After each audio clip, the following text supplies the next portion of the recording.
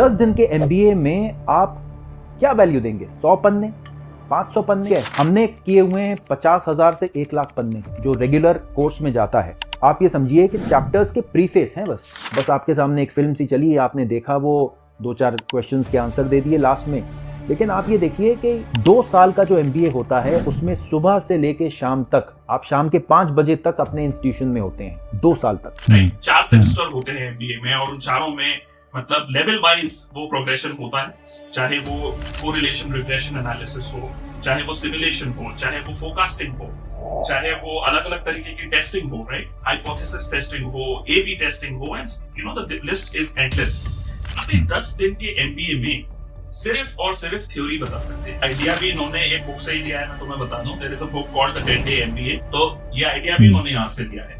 किसी ने एक बुक लिखी है, book is supposed to be a theory, everybody knows that. MBA theory होता ही नहीं है, it is mostly about the practical aspects of business administration. Like they say, if it is free, you are the product.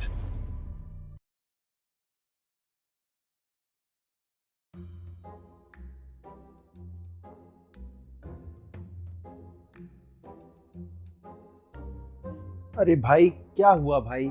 हाँ sorry यार, मैं थोड़ा late हो गया। अरे यार अभिषेक, यार समझा करो ना, 10 घंटे से तुम्हारा वेट कर रहा हूँ, फोन कॉल कर रहा हूँ, मैसेज कर रहा हूँ, कोई रिप्लाई नहीं, कुछ नहीं। बता तो दिया करो यार। भाई मैंने किसी को भी रिप्लाई नहीं करा, फोन मेरा स्विच ऑफ था। मैं 10 घंटे से एक क्लास में था और मैंने अभी एमबीए कंप्लीट कर लिया। भाई 10 घंटे का एक कोर्स था, वो इंदिरा जी करा रहे थे। 10 घंटे में एमबीए? हाँ मैं सही सुन रहा हूँ? 10 घंटे में एमबीए कर लिया तुमने? हाँ। यार कहाँ फंस गए भाई?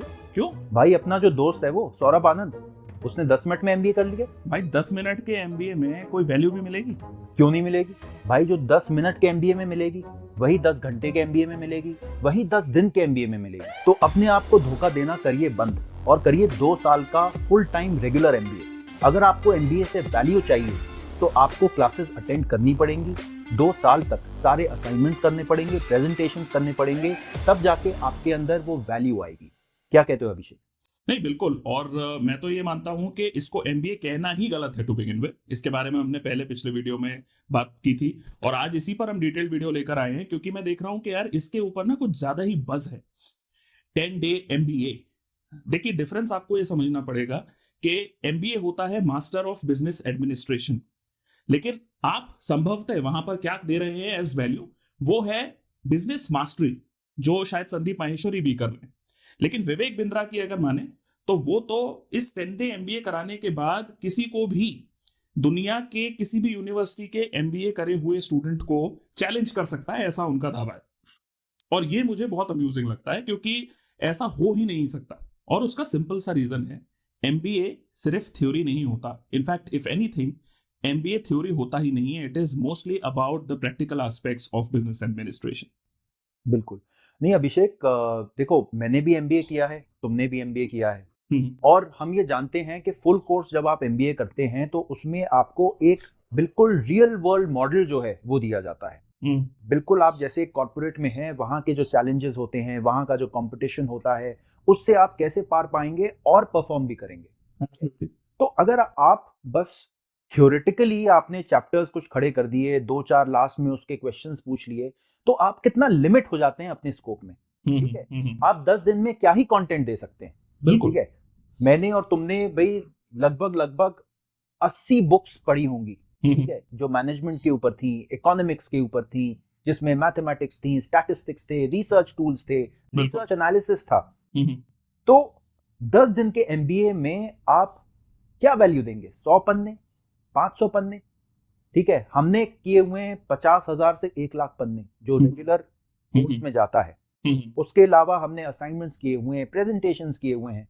तो कंटेंट में क्या कंटेंट आप दे देंगे? आप तो एक सिंगल अगर कोई बुक होगी ना, आपका तो कंटेंट उसके बराबर भी नहीं होगा। तो ये 10 दिन का एमबीए दे रहे हैं, उसमें आप ये समझिए कि चैप्टर्स के प्रीफेस हैं बस, बिल्कुल, जो बहुत ही सरफेस पर, मतलब डीप तो जाते ही नहीं है कि नॉलेज के बेसिस पे कि अंदर क्या वैल्यू है उनके, बहुत सरफेस पे चीजें बताई गई हैं कि हाँ ये होता है, ये वो होता है। फिर आप ये देखिए कि आपने एक जेनेरिक प्रोडक्ट जो है वो हर एक को, हर किसी के लिए दे दिया है। आप ये नहीं देख रहे कि वो बंदा जो है वो क्या साइंस बैकग्राउंड से है जो उस मैटर को रीड करेगा, या वो कॉमर्स बैकग्राउंड से है, या वो आर्ट्स बैकग्राउंड से है, आपने ये नहीं देखा कि वो जो बच्चा है वो 12वीं क्लास में है जो वो अटेंड कर रहा है एमबीए, या वो 8वीं क्लास में है, या वो 50 साल का आदमी है या 60 साल का आदमी है जिसको रिक्वायर्ड नहीं हो शायद। तो आपने एक जेनेरिक प्रोडक्ट कैसे बना दिया? अगर आपको बनाना ही था तो एक टेलर मेड सा आप प्रोडक्ट बनाते और फिर आप कहते हैं क्या ठीक है आपके हिसाब से आपको ये स्किल्स आनी है और ये थोड़ी सी स्किल्स मिसिंग है, तो वो हम थोड़ी सी स्किल्स आपको दे रहे हैं और आप कंप्लीट हो जाएंगे।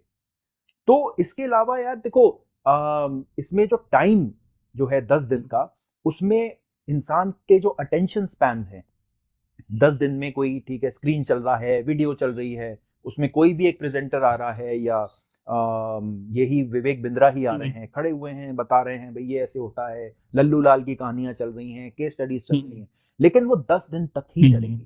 ठीक है, 10 दिन बाद सब खत्म, बस आपके सामने एक फिल्म सी चली, आपने देखा, वो 2-4 क्वेश्चंस के आंसर दे दिए लास्ट में। लेकिन आप ये देखिए कि यार 2 साल का जो एमबीए होता है उसमें सुबह से लेके शाम तक, आप शाम के 5 बजे तक अपने इंस्टीट्यूशन में होते हैं 2 साल तक, तो it is as good as a job. आपको ट्रेन किया जाता है वहां पे, आपको एडवर्स कंडीशंस जो हैं वो आपके सामने थ्रो की जाती हैं, आपको सरप्राइज टेस्ट दिए जाते हैं, मतलब इतना ज्यादा आपको हार्ड बना दिया जाता है। नहीं देखिए, जो कि एक नॉर्मल लाइफ में नहीं होता। हाँ, और सबसे बड़ा जो फैक्टर है वो है MBA is all about critical thinking. आप इस बात को समझ लीजिए, एमबीए में क्रिटिकल थिंकिंग मस्ट है, जो कि किसी भी स्टैटिस्टिकल या रिसर्च बेस्ड जो कॉन्सेप्ट्स होते हैं उनसे आती है। जैसे एग्जाम्पल के तौर पे इतने सारे ऐसे क्वांटिटेटिव कॉन्सेप्ट्स होते हैं जिनको बाकायदा प्रैक्टिकली न्यूमेरिकल्स के थ्रू समझाया जाता है over a period of months together, right. 4 semester होते हैं एमबीए में और उन चारों में मतलब लेवल वाइज वो प्रोग्रेशन होता है, चाहे वो कोरिलेशन रिग्रेशन एनालिसिस हो, चाहे वो सिमुलेशन हो, चाहे वो फोरकास्टिंग हो, चाहे वो अलग अलग तरीके की टेस्टिंग हो, राइट, हाइपोथेसिस टेस्टिंग हो, ए बी टेस्टिंग हो, and you know the list is endless.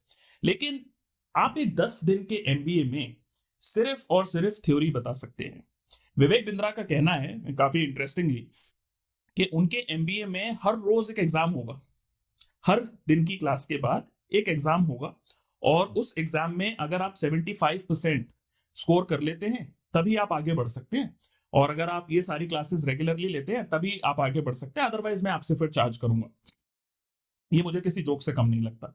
मतलब अभी मैं आपको कोरिलेशन और रिग्रेशन एनालिसिस समझाने बैठूं, ठीक है, और अगले लेट्स से 15 मिनट में बढ़िया बढ़िया प्रैक्टिकल एग्जांपल्स लेके कोरिलेशन और रिग्रेशन एनालिसिस समझा देता हूं, और उसके बाद एक क्वेश्चनेयर निकाल के चैट जीपीटी से और उसको अपने डिस्क्रिप्शन में डाल देंगे, और ऑडियंसेस जो देख रही हैं वो इस टेस्ट को ले लेंगे। जिन लोगों ने 70% से ज्यादा स्कोर कर लिया उनको मैं एक स्टैटिस्टिशियन का एक सर्टिफिकेशन दे दूंगा, accredited by chat GPT university, और उसके बाद इसी तरीके की क्लासेस करते रहेंगे अगले हम 1-2 हफ्ते तक, और वो सर्टिफाइड स्टैटिस्टिशियन बन जाएंगे। तो ऐसा देखिए, मुझे लगता है कि ये सारे जो मजाकबाजी है ना, ये बंद होना चाहिए। बहुत अच्छा काम करते हैं डॉक्टर विवेक बिंद्रा अपने कंटेंट पे, इतने टाइम से वो इतना अच्छा कंटेंट बनाते हुए आ रहे हैं, आप उसको उसके तरह ही रखिए। आप बताइए कि ये कंटेंट भी जो है वो किसी भी तरह से किसी एक डिग्री को रिप्लेस नहीं करता है इन एनी वे शेप और फॉर्म। किसी एक डिप्लोमा को जो बड़ी बड़ी यूनिवर्सिटीज में होते हैं, जो कोर्सेज होते हैं, ये आपको डिस्क्लेम करना पड़ेगा whenever you are advertising such a product। तो आपको ये बताना पड़ेगा कि we are covering the very crucial and impactful, interesting, important aspects of business administration। लेकिन फिर भी वो एमबीए नहीं कहलाया जाना चाहिए मेरे हिसाब से। हाँ बिल्कुल अभिषेक, देखो ये जो बेसिकली क्या है, ये टूल्स प्रोवाइड कर रहे हैं, ठीक है, आपको बिजनेस मैनेजमेंट के कुछ इंपॉर्टेंट एस्पेक्ट्स जो हैं उसके बारे में थोड़ी सी नॉलेज दे रहे हैं। तो ये है कि आपको जब ये नॉलेज दे दें तो उसके बाद आप ये सोचो कि मुझे एक्चुअल एमबीए मैं करूं या ना करूं। तो ये तो एक तरह से प्रीफेस है, जो एक बुक जो होती है ना, एक किताब, उसका जो इंडेक्स होता है, ये बस वो इंडेक्स है, टेबल ऑफ कंटेंट्स 10 दिन में जो ये बता रहे हैं। और टेबल ऑफ कंटेंट्स देखकर फिर आदमी ये सोचे कि हाँ मैं 10 दिन का एमबीए करने योग्य हूं या नहीं, या मैं करना चाहता भी हूं या नहीं। तो इसको, लेकिन उस टेबल ऑफ कंटेंट्स को नाम दे देना कि ये एमबीए 10 डेज एमबीए है, ठीक है, ये बात गलत है। ये आइडिया और भी इन्होंने एक बुक से ही लिया है, मैं तुम्हें बता दूं। There is a book called the 10 day MBA by Stephen and I forget the name, तो मैं अभी यहाँ पर एक स्क्रीनशॉट लगा दूंगा उसका। तो ये आइडिया भी उन्होंने यहाँ से लिया है। किसी ने एक बुक लिखी है and book is suppose to be a theory, everybody knows that. उस बुक के पीछे कोई ये क्लेम नहीं कर रहा है कि उसका ऑथर कोई ये क्लेम नहीं कर रहा है कि आप इसके बाद अपना स्टार्टअप शुरू करने के लिए बिल्कुल रेडी है।